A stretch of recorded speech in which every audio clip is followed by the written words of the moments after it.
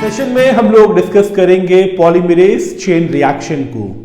ये बहुत important topic है बायोटेक्नोलॉजी बैकग्राउंड से। पॉलीमरेज चेन रिएक्शन में एक चीज आपको बेसिक तरीके से समझनी है कि हम पॉलीमरेज का यूज करेंगे पॉलीमर्स को बनाने के लिए।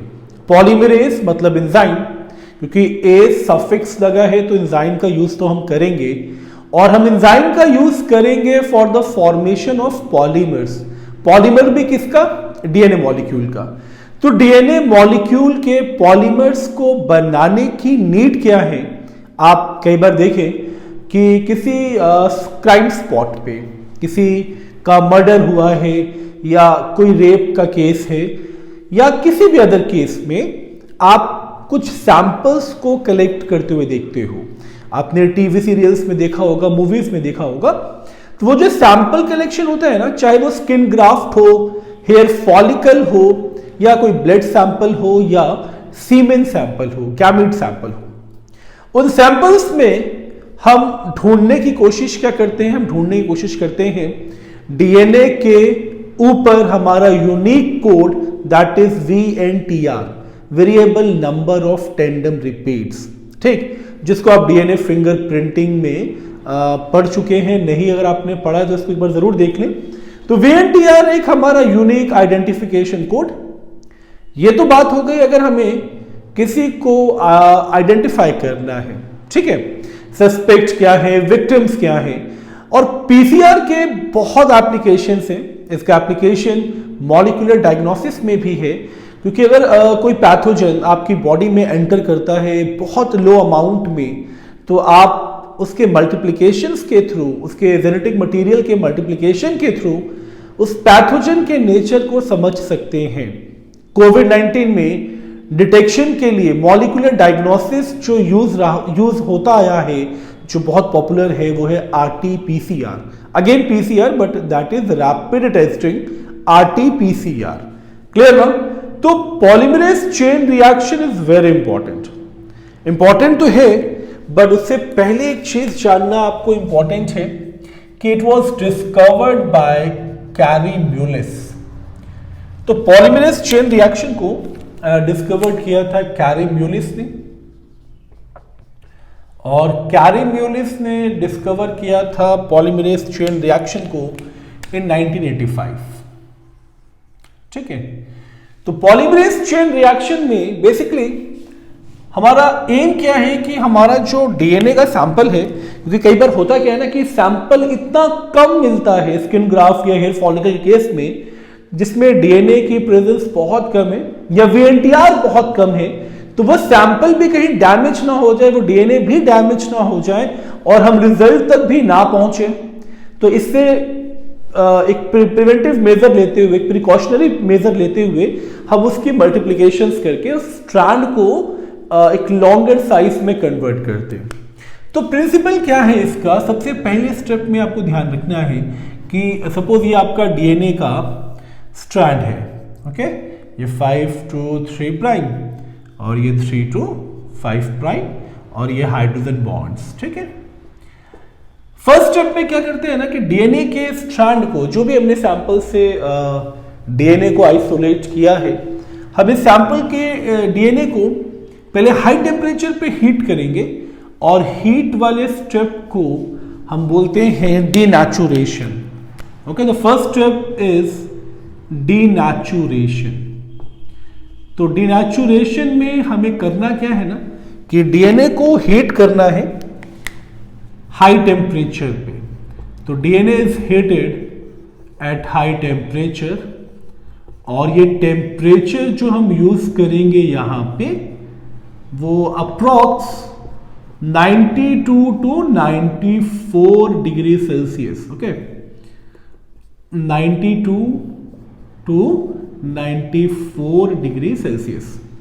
इस हाई टेम्परेचर से हीट करने का रिजल्ट ये होगा कि ये स्ट्रैंड अपने हाइड्रोजन बॉन्ड्स को ब्रेक कर लेंगे और ये सेपरेट हो जाएंगे एज अ टेम्पलेट। ठीक है, अब ये सेपरेट हो चुके हैं एज अ टेम्पलेट, तो मैं इस स्ट्रैंड को भी टेम्पलेट मेंशन कर रहा हूं और इस स्ट्रैंड को भी मैं टेम्पलेट मेंशन कर रहा हूं, यानी यहां पे हाइड्रोजन बॉन्ड्स जो हैं वो ब्रेक हो चुके हैं।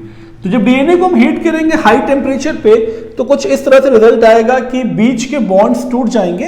अब दोनों strand as a single strand template का काम करेंगे।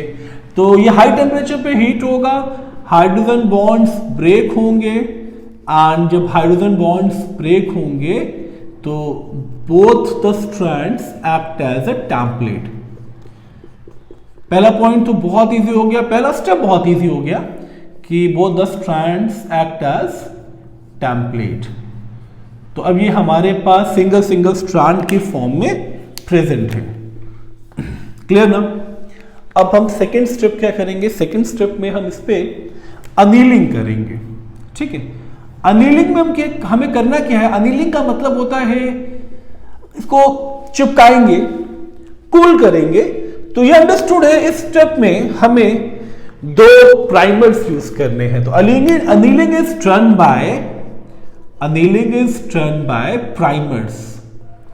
तो प्राइमर्स क्या है? प्राइमर्स जो हैं ये शॉर्ट स्ट्रेचेस ऑफ आरएनए होते हैं। ओके, तो these are short stretches of RNA molecule या शॉर्ट स्ट्रेचेस ऑफ न्यूक्लियोटाइड। और हम प्राइमर्स जो यूज करेंगे वो एक्चुअली हम यूज करेंगे ओलिगोन्यूक्लियोटाइड। और इस स्टेप को हम परफॉर्म करेंगे टेम्परेचर 50 to 60 डिग्री सेल्सियस पे। टेम्परेचर हमें कम करना है। ठीक है, तो अनीलिंग में होगा क्या कि हम यहां पे एक प्राइमर लगा देंगे।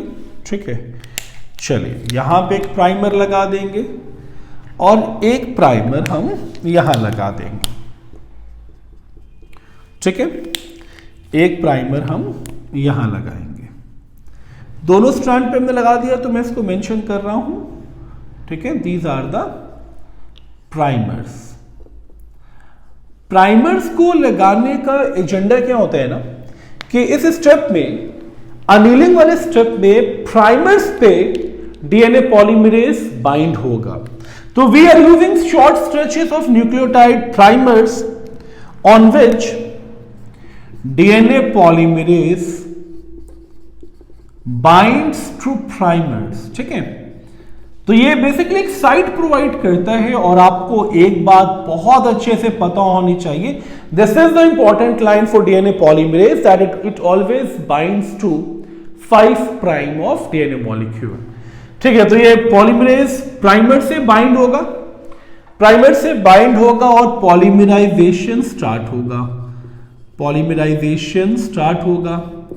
अब इस पे क्वेश्चन जो बनता है ना नेट पे, even in the board examination, सबसे ज्यादा यूज होने वाला जो पॉलीमरेज है, मोस्ट कॉमनली यूज्ड जो पॉलीमरेज एंजाइम है, that is Taq polymerase.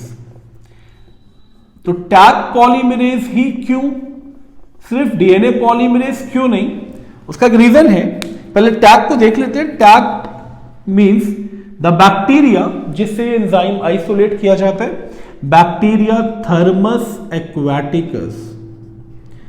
Thermos aquaticus, तो ये वो बैक्टीरिया है जिससे ये पॉलीमरेज आइसोलेट किया जाता है एंड ये थर्मोस्टेबल है। Okay, this is a thermostable enzyme. तो हाई टेम्परेचर पे भी इस पे कोई अफेक्ट नहीं पड़ेगा। ठीक है, तो ये क्वेश्चन पूछा जाता भी है कि टैक पॉलीमरेज को ही क्यों प्रेफर किया जाता है over other polymerase, because it is thermostable. तो इस हाई टेम्परेचर पे भी इस पे कोई इफेक्ट नहीं होने वाला। अदरवाइज क्या होता है ना, mostly enzyme works in the temperature ranges from 30 to 40। ये उसका ऑप्टिमम टेम्परेचर है, बट ये हाई टेम्परेचर पे भी एक्ट करता है। तो अनीलिंग वाले स्टेप में प्राइमर्स और प्राइमर्स पे डीएनए पॉलीमरेज की बाइंडिंग, और जो सबसे पॉपुलर पॉलीमरेज है वो है टैक पॉलीमरेज। अब क्या होगा? पॉलीमराइजेशन स्टार्ट होगा और न्यू मॉलिक्यूल्स बनना स्टार्ट हो जाएंगे। ठीक है, इस तरह से न्यू मॉलिक्यूल्स बनना स्टार्ट हो जाएगा। ठीक, इस स्टेप को हम बोलते हैं एक्सटेंशन। तो एक्सटेंशन मींस ठीक है, जैसे जैसे पॉलीमर्स बनेंगे ये स्ट्रैंड एक्सटेंड होता चला जाएगा।